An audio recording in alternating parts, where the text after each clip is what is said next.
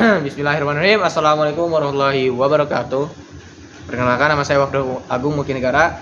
Saya berasal dari kelas 12 MIPA 2. Untuk pada kesempatan kali ini saya akan menjelaskan apa itu perlindungan hukum yang ada di Indonesia. Tetapi sebelum kita masuk ke materi tersebut, kita akan mengetahui apa hukum itu. Yang pertama, hukum memiliki beberapa definisi menurut para ahli. Nah, di antara definisi tersebut memberikan perspektif atau sudut pandang yang berbeda-beda.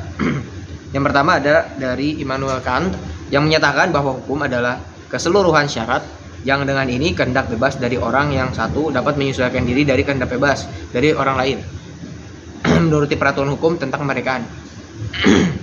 Yang kedua ada dari Leon Duguid. Leon Duguid juga menjelaskan dan merumuskan hukum sebagai aturan yang mengandung pertimbangan kesusilaan yang ditunjukkan kepada tingkah laku manusia dalam masyarakat dan yang menjadi pedoman bagi penguasa-penguasa negara. Yang ketiga ada dari Indonesia sendiri, SM Amin SH dalam bukunya yang berjudul Bertamasya ke Alam Hukum merumuskan bahwa hukum adalah sebagai kumpulan peraturan yang terdiri dari norma dan sanksi-sanksi, dan tujuan hukum ialah mengadakan ketatatertiban dalam pergaulan manusia sehingga kedamaian dan ketertiban terpelihara. Setelah kita mengetahui definisi dari berbagai para ahli, kita dapat mengambil kesimpulan bahwa hukum itu sendiri merupakan suatu peraturan yang tidak bisa dilawan. Nah, tugas hukum juga sebagai penjaga ketatatertiban di masyarakat. Nah, dari definisi yang telah saya sebutkan tadi juga, kita dapat mengetahui bahwa hukum memiliki sifat memaksa dan mengatur. Kemudian, sesuatu bisa dianggap sebagai hukum itu harus memiliki unsur-unsur yang harus dipenuhi oleh hukum. Nah, ciri-ciri hukum apa saja? Nah, hukum itu memiliki yang pasti ada perintah atau larangan dan harus kita ikuti. Yang kedua, perintah atau larangan itu harus dipatuhi. Yang mana jika kita melanggar, maka hukum akan memberikan sanksi. Semakin besar pelanggaran yang kita langgar terhadap hukum, maka hukum itu sendiri akan memberikan sanksi yang besar pula. Nah, setelah kita mengetahui definisi ciri unsur suatu hukum dan tujuan hukum, kita akan membahas perlindungan dan penegakan hukum di Indonesia. Tetapi kenapa Indonesia itu disebut sebagai negara hukum? Yang pertama, kita ada ciri-ciri negara hukum itu sendiri. Nah, bahkan menurut aliran Anglo-Saxon, lewat bukunya Introduction to the Study of the Law of Constitution tahun 1885 menyatakan bahwa ada 3 ciri hukum. Nah, yang pertama supremasi hukum. Supremasi hukum adalah di mana kita sebagai masyarakat tidak boleh sewenang-wenang, sehingga seseorang hanya boleh dihukum jika melanggar hukum. Nah, yang kedua equality before the law atau kedudukan yang sama di depan hukum. Nah, maksudnya adalah baik rakyat biasa, rakyat menengah maupun rakyat atas itu harus diberikan kadar hukum yang sama. Jadi hukum itu tidak tajam ke bawah dan tumpul ke atas. Yang artinya tajam ke bawah, masyarakat biasa itu akan lebih diberatkan hukumannya, dan untuk yang tumpul ke atas, maka untuk orang-orang rakyat, bangsawan, pejabat, maka akan dikurangi. Nah, itu adalah tidak sebagai ciri negara hukum. Dan yang ketiga ada constitution based on individual rights and enforced by the courts, yakni penegasan serta perlindungan hak-hak manusia melalui konstitusi dan keputusan pengadilan. Atas kenapa Indonesia dijadikan sebagai negara hukum atau disebut sebagai negara hukum?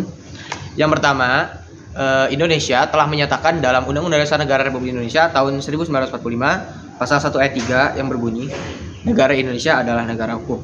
Untuk itu Indonesia telah menjadi negara hukum. Indonesia juga memiliki unsur-unsur utama. Yang pertama, hukum negara Indonesia itu bersumber pada Pancasila.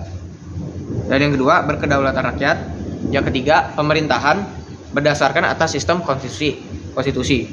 Yang keempat, persamaan kedudukan di dalam hukum atau equality before the law yang telah saya sebutkan sebelumnya.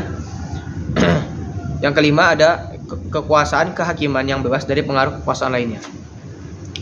Lalu pembentukan undang-undang oleh presiden bersama-sama dengan DPR.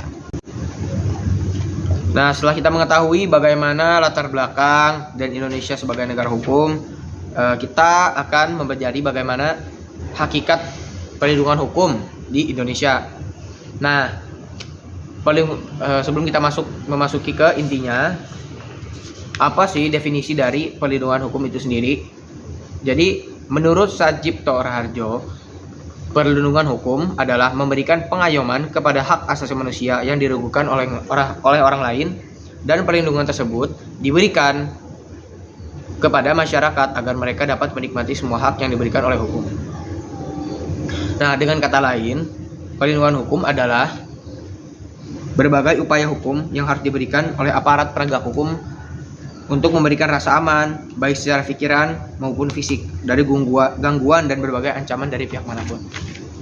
Nah, Indonesia sebagai negara hukum itu harus terus menjalankan apa yang diwajibkannya sebagai negara hukum. Nah, yakni sesuai tujuan dari hukum tersebut, yakni menertibkan di masyarakat agar ketertiban dan keamanan serta keadilan, kenyamanan, keamanan juga dapat tercipta di negara tersebut. Nah, tapi apakah yang Indonesia lakukan? Indonesia juga memiliki banyak peran untuk membantu terciptanya kesejahteraan, keamanan, dan ketertiban di masyarakat. Yang salah satunya adalah aparat atau kepolisian negara Republik Indonesia, juga sebagai alat negara yang menjaga keamanan dan ketertiban di masyarakat, yang bertugas melindungi, mengayomi, dan melayani masyarakat serta menegakkan hukum. Menurut Sudarto atau dalam Antika 2012 dapat dilaksanakan dengan dua cara. Nah, cara yang pertama adalah upaya preventif. Upaya preventif penegakan hukum ini adalah menitik beratkan kepada pencegahan. Misalnya pemberian pengawasan pada objek kriminalitas. Nah, yang kedua ada upaya resesif. Upaya resesif tersebut adalah suatu upaya penegakan hukum atau segala tindakan yang dilakukan oleh aparatur penegak hukum yang lebih menitik beratkan pada pemberantasan setelah terjadi kejahatan. Nah, lantas apa perbedaan dari kedua upaya tersebut? Nah, jadi upaya preventif itu lebih menitik beratkan sebelum terjadinya suatu kriminalitas atau suatu pelanggaran. Jadi lebih ke mencegah, untuk sebagai pencegahan. Nah, kalau upaya represif itu lebih ke sanksi setelah melakukan pelanggaran, baik itu pun sanksi pidana ataupun ancaman sanksi kurungan, penjara, dan lain-lain. Oleh karena itu Indonesia harus terus menjalankan hukum sebaik-baiknya agar masyarakat di Indonesia merasakan keamanan, ketertiban, dan kesejahteraan di lingkungan mereka. Untuk itu sekian dari saya untuk penjelasan mengenai perlindungan hukum di Indonesia dan latar belakang hukum, mengenai definisi, ciri-ciri, dan tujuan hukum itu sendiri. Kurang lebihnya mohon maaf. Wabillahi taufiq wal hidayah. Wassalamualaikum warahmatullahi wabarakatuh.